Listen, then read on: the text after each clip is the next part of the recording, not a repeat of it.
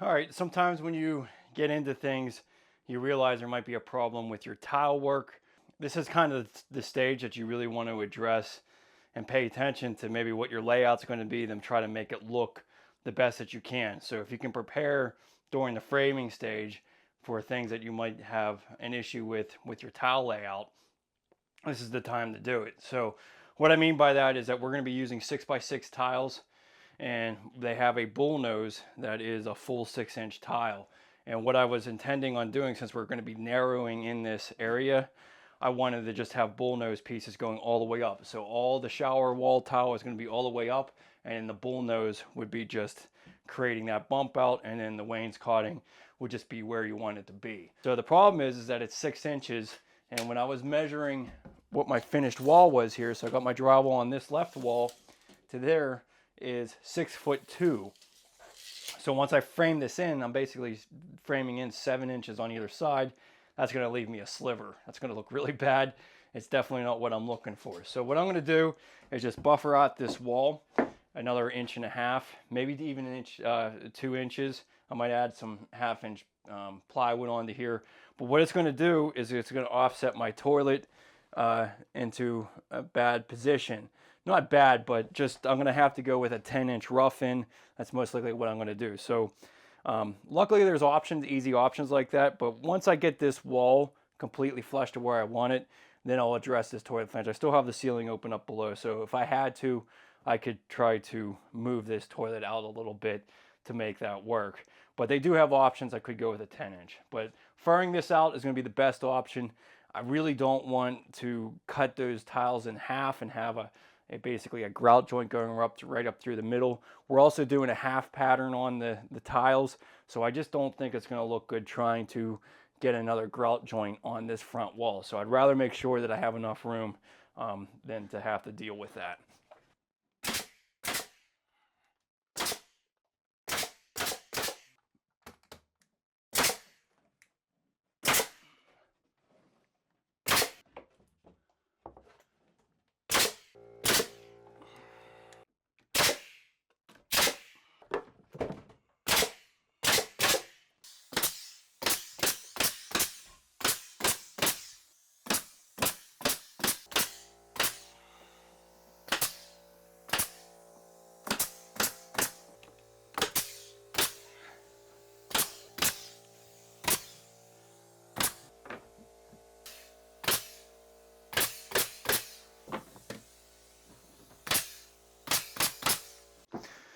Okay, so blocking for light fixtures, usually side lights are about 5 foot, something like that. So we're going to put some blocking here.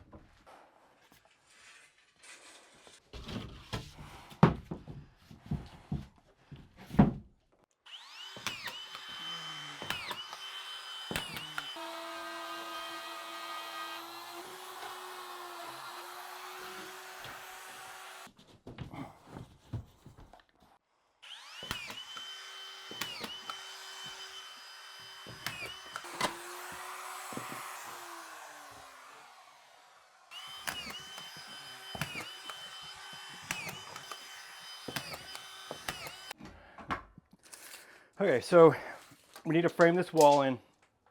We shim this out so that we can get a total of 6 foot from drywall to finished drywall. So now we just need a frame in for our tub, and we want 60 inches. So a 2x6 works perfectly for that. So we're gonna frame 2 walls. Now I would recommend coming out, since this is gonna be like an outside corner, coming out about 1.5 inches past your tub. And then you're going to have drywall. So overall, you'll be about 2 inches. Now, if you weren't tiling the front face of this, you would work out perfectly because bull nose is usually 2 inches wide, and you would just bring the bull nose straight down alongside of the tub. But we're going to be doing an outside corner, so the bull nose is going on the front.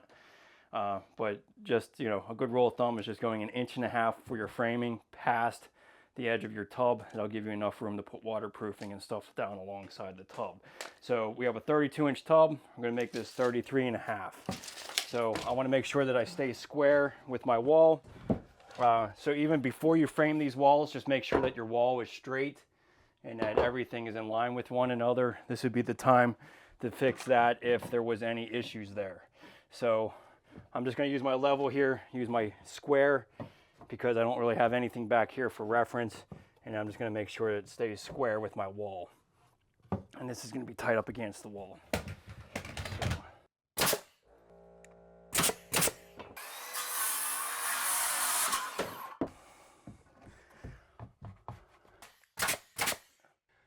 Stays in line with one another.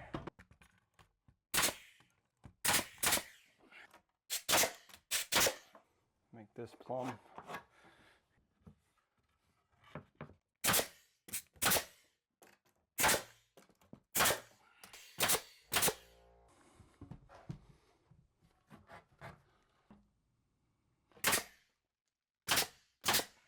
Off our back wall, 16 is the center of where our faucet is, and I want to put a small niche on the side. So I want to give myself enough room here so that I have room for my faucet.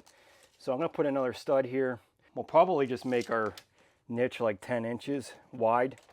So what we'll be doing is I'm going to leave the stud here, and then when we figure out where the placement is, we'll cut this stud, and that'll be like a recessed niche going in here. So we're just going to make it 10 inches, and that'll give us about 6 inches of room on either side of that faucet, which is about what I need. So I'm going to put another stud here and then another one here, because you want to be having your backer board have 16 inches on center.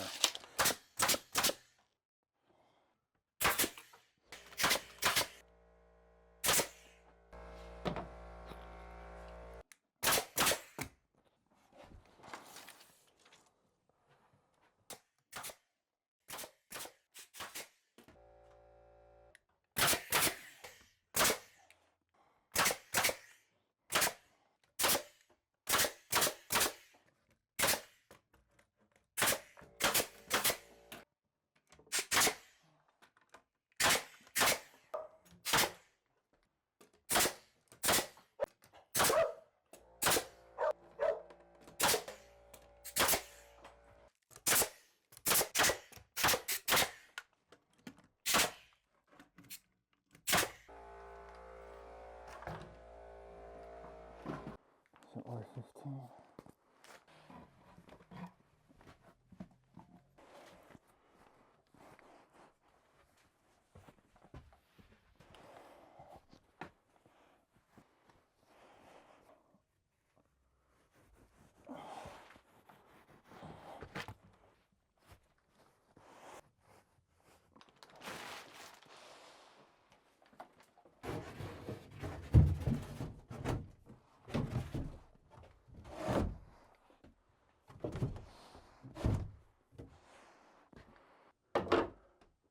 Looks good that way.